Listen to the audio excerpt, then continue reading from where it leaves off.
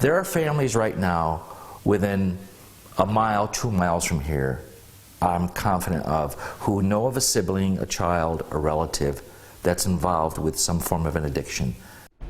Black, white, urban, or suburban, no one is immune to the devastating heroin epidemic sweeping our country and communities. Look at these statistics. Amherst police tell us in 2015 there were 17 overdose deaths in the town, 13 of them linked to heroin or fentanyl. Now the town is tackling the heroin problem head on. And tonight, one father is sharing his story with 7 Eyewitness News reporter Katie Morris in hopes of helping other families. Dad, I really like the way our relationship has grown and changed over the years. David Edick is reading the card his son Ben gave him for Father's Day last year. 30-year-old Ben lived just a couple of hours from Edick's Amherst home in central New York with his girlfriend and 5-year-old daughter Natalie. But Ben had a secret Edick never would have guessed. To tell me 6 months ago or 6 years ago that my son was going to be using heroin, I would not believe it. Ben had been working at a bakery until he injured himself lifting something. He had gone to the doctors. He had gotten prescribed oxycodone. I didn't think 2 seconds about it. Those pills quickly turned into a powerful addiction Ben couldn't get away from. He moved from pills to heroin, eventually confessing to his dad the habit he'd been hiding. He and I, one-on-one, sitting on the couch, my son was crying, and he told me, he says, "Dad, I don't like this life. I need help."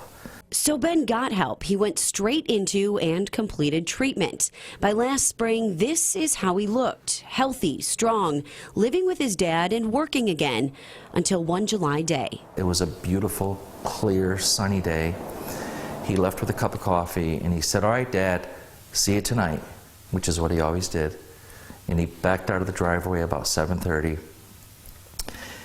And he did not come home that evening. Edick worried Ben had relapsed, so he went to the police to tell them what happened. Then he went back home to see if maybe Ben had returned.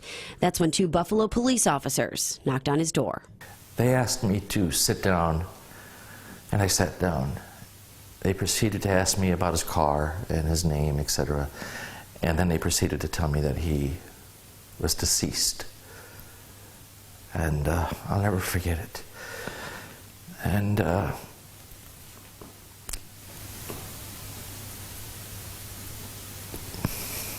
just remember him leaving that morning. It was a beautiful sunny day. Ben overdosed on heroin sitting in his car. His story is an all too familiar one for Sally Ugaric, who specializes in substance abuse. That's why she's helping organize a meeting in Amherst to talk about it. Yes, this is in your neighborhood.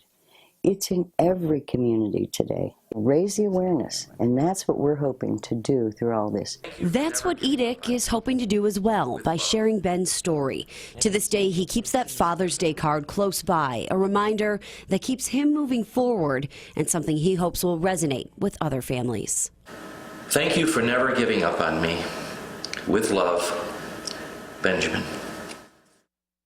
That Parent Alert meeting is taking place tomorrow, Wednesday at 6:30 at the Amherst Town Hall. Everyone's invited, from moms and dads to middle school students, to talk about heroin use in the community and how to fight back together. Katie Morse, 7 Eyewitness News.